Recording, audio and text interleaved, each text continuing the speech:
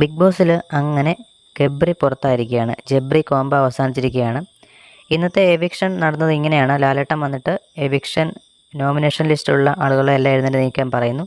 ശേഷം 4 പേരെ മാത്രം ഇന്നത്തെ എവിക്ഷനിൽ അതിനോട് തീരുമാനം എടുക്കാമെന്ന് പറഞ്ഞ ശേഷം ലാലേട്ടൻ പോകുന്നു. അത് ഗബ്രി, ജാസ്മിൻ, ഋഷി, അൻസിബ ഇവർ 4 പേരാണ്.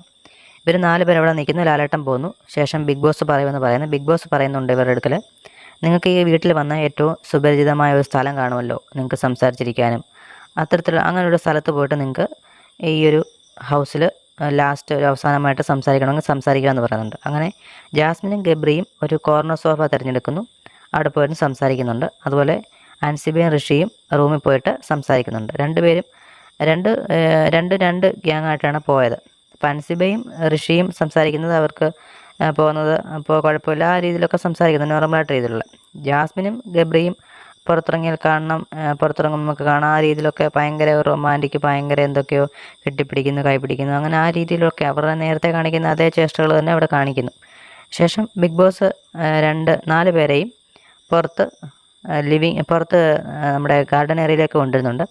അവിടെ നിന്ന് ഒരു പെട്ടി തുറന്ന് ഒരാൾ പെട്ടി തുറക്കാൻ പറയുന്നു. ആ പെട്ടിയിലുള്ള 2 വ്യക്തികളുടെ പേരുണ്ടാകും. അവർ സേവാന്ന് പറയുന്നു. അങ്ങനെ ആ ഒരു പെട്ടി തുറന്നിട്ട് ഒരു ബോക്സ് എടുത്തിട്ട് സ്ക്രാച്ച് ചെയ്യുന്നു. സ്ക്രാച്ച് ചെയ്യുമ്പം അൻസിബയാണ് സ്ക്രാച്ച് ചെയ്യുന്നത്. അപ്പോൾ ഋഷിയുടെയും അൻസിബയുടെയും പേരതിൽ വരുന്നു. അവർ രണ്ടുപേരും സേവ് ആവുന്നു. ശേഷം വരുന്ന 2 പേര് ഗബ്രിയും ജാസ്മിനും അവരെ ആക്ടിവിറ്റി റൂമിലേക്ക് കൊണ്ടുവന്നു. അവിടെ വന്നിട്ട് ബിഗ് ബോസ് ഇവരുടെ ഒരു വീഡിയോ പ്ലേ ചെയ്ത് കാണിക്കുകയാണ്. ഇവരുടെ റൊമാൻറ്റിക് സീനുകളൊക്കെ ഇട്ടിട്ട് സത്യം പറഞ്ഞാൽ ഒരു നമ്മുടെ ഈ ഒരു ഇപ്പോഴത്തെ ലേറ്റസ്റ്റ് ആയിട്ടുള്ള സംഭവം ഉണ്ടല്ലോ, സേവ് ദി ഡേറ്റ്, അതുപോലെ തന്നെ എനിക്ക് അങ്ങനെയാണ് ഫീൽ ചെയ്തത്. സേവ് ദി ഡേറ്റ് പോലെ ഒരു റൊമാൻറ്റിക് പാട്ടൊക്കെ ഇട്ടിട്ട് ഇവരുടെ ആ ഒരു കൈപിടുത്തം, കെട്ടിപ്പിടുത്തം, ഇവരുടെ ഗെയിമും ആ രീതിയിലുള്ള സംഭവങ്ങളൊക്കെ ഇതിനകത്തിൽ കാണിച്ചുകൊണ്ടേയിരുന്നു. അത് കാണിച്ചു കഴിഞ്ഞിട്ടാണ് ഗബ്രി എവിക്റ്റഡ് എന്ന് പറഞ്ഞിട്ട് ഇങ്ങനെ ഒരു കർട്ടൻ നീക്കാൻ പറഞ്ഞു. ഗബ്രി കർട്ടൻ നീക്കിയ സമയത്ത് എവിക്റ്റഡ് എന്ന് പറഞ്ഞിട്ട് ഗബ്രിയുടെ ഒരു ഫോട്ടോയും വരുന്നു. അങ്ങനെ ഗബ്രി എവിക്റ്റ് ആയിരിക്കുകയാണ്. അങ്ങനെ സാധാരണഗതിയിൽ ഇത്തരത്തിലൊരു റൊമാൻറ്റിക് പാട്ടൊക്കെ ഇട്ട് ഇവരുടെ സീനൊന്നും കാണിക്കേണ്ട യാതൊരു ആവശ്യമില്ല. അതൊരു ബിഗ് ബോസ് ഒരു ആഡംബര രീതിയിൽ ഇവർക്ക് ഒന്ന് സുഖിപ്പിക്കാൻ വേണ്ടി ചെയ്തതായിട്ട് എനിക്ക് ഫീൽ ചെയ്തു. എന്തായാലും നിങ്ങളുടെ അഭിപ്രായങ്ങൾ കമൻറ്റ് രേഖപ്പെടുത്തുക. അങ്ങനെ ഗബ്രി ആ ഒരു കർട്ടൻ നീക്കുകയും ഗബ്രിയെ എവിക്റ്റ് ആകുകയും ചെയ്തു. ഗബ്രിയെ തിരിച്ച് ഹൗസിലേക്ക് കൊണ്ടുപോയില്ല.